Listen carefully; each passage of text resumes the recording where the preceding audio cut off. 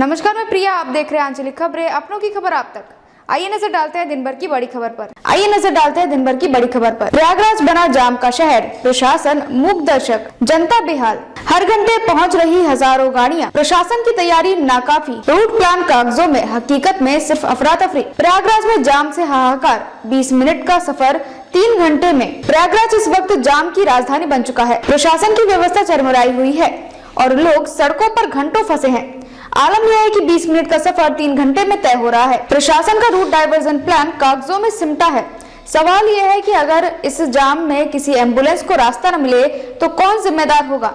सड़कों पर कछुए की रफ्तार से गाड़ियां रेंग रही है। महाकुंभ की भीड़ ने पिछले सभी रिकॉर्ड तोड़ दिए हैं। संगम नगरी में चारों तरफ गाड़ियों की लंबी कतारें हैं और जाम इतना भयावह है कि लोग अपनी गाड़ियां छोड़कर पैदल ही आगे बढ़ने को मजबूर हैं। राष्ट्रपति का दौरा, प्रशासन सतर्क लेकिन बेबस। राष्ट्रपति द्रौपदी मुर्मू आज प्रयागराज में संगम पर आस्था की डुबकी लगाने पहुंची। उनके आगमन को लेकर प्रशासन हाई अलर्ट पर था, लेकिन सवाल ये उठता है कि क्या वीवीआईपी मूवमेंट के लिए ही प्रशासन की सारी तैयारियां थी। आम जनता को इस जाम में राहत देने की कोई कोशिश नहीं देखी। स्टेशनों पर पैर रखने की जगह नहीं है। मिर्जापुर, भदोही, जौनपुर, रीवा और सतना जैसे आसपास के जिलों से आने वाली गाड़ियां प्रयागराज की सीमाओं पर घंटों रुकी हुई है। रेलवे स्टेशन पर यात्रियों की भारी भीड़ ने हालात को और बिगाड़ दिया है। हर दिन बढ़ रही भीड़, जाम से मचा हाहाकार। महाकुंभ के दौरान हर घंटे 6000 से 7000 गाड़ियां प्रयागराज पहुंच रही है। प्रशासन की तैयारियां इस भीड़ के आगे पूरी तरह फेल साबित हो रही है।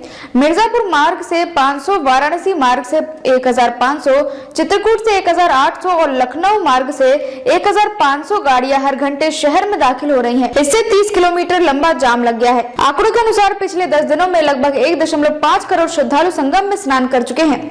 अगले कुछ दिनों में यह संख्या और बढ़ने की उम्मीद है, क्योंकि आने वाले मुख्य स्नान पर्व में और अधिक भीड़ उमड़ेगी। प्रशासन की ओर से जारी किसी भी ट्रैफिक एडवाइजरी का असर नहीं दिख रहा है। स्थानीय लोगों की स्थिति बेहद खराब हो चुकी है। घर से ऑफिस जाने वाले लोगों को घंटों तक जाम में फंसे रहना पड़ता है। शादी के बारातों तक को रास्ता नहीं मिल पा रहा है, जिससे कई कार्यक्रम को रद्द करना पड़ा। एक स्थानीय दुकानदार ने बताया, मेरा सामान ट्रक से आने वाला था, लेकिन ट्रक जाम में फंसा हुआ है। ग्राहक दुकान पर आते हैं, लेकिन सामान नहीं पहुंच पा रहा है। इससे व्यापार पूरी तरह ठप हो गया है। महाकुंभ प्रशासन के दावों की खुली पोल। महाकुंभ में प्रशासन ने पहले ही दावा किया था कि ट्रैफिक को स्मार्ट प्लानिंग से कंट्रोल किया जाएगा, लेकिन वास्तविकता इसके उलट है। रूट डाइवर्जन की कोई स्पष्ट जानकारी नहीं है और लोग गलत रास्तों पर भटक रहे हैं। कई श्रद्धालु 12 घंटों की यात्रा को 20 घंटों में पूरा कर रहे हैं। एक यात्री ने बताया, मैं 13 घंटों की यात्रा के लिए निकला था, लेकिन 36 घंटे बाद पहुंच सका। पूरे रास्ते सिर्फ जाम ही जाम था। पुलिस के अनुसार ट्रैफिक जाम में बढ़ती गाड़ियों की संख्या सबसे बड़ी चुनौती बन चुकी है। शहर में इस वक्त 50,000 से ज्यादा निजी वाहन हैं और हर घंटे इनकी संख्या बढ़ रही है।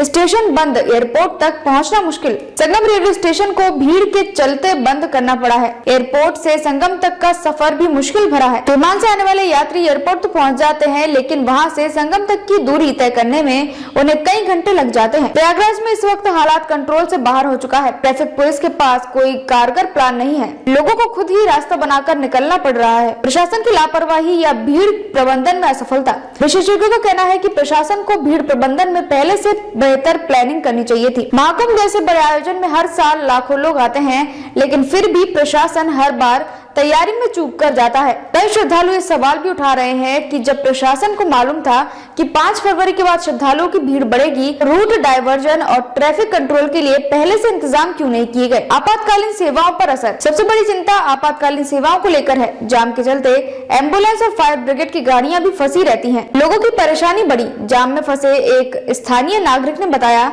मैंने अपने ऑफिस के लिए सुबह 9 बजे घर छोड़ा था, लेकिन 12 बजे तक भी मैं ऑफिस नहीं पहुंच पाया। हर सड़क जाम है। मजबूरी में मुझे गाड़ी पार्क करके पैदल ऑफिस जाना पड़ा। इसी तरह स्कूल जाने वाले बच्चों को भी परेशानियों का सामना करना पड़ रहा है। बसें घंटों ट्रैफिक में फंसी रहती हैं, जिससे बच्चों को स्कूल पहुंचने में देरी होती है। क्या है आगे की राह? अगर प्रशासन ने जल्द ही कोई कारगर कदम नहीं उठाया तो आने वाले दिनों में स्थिति और भी खराब हो सकती है।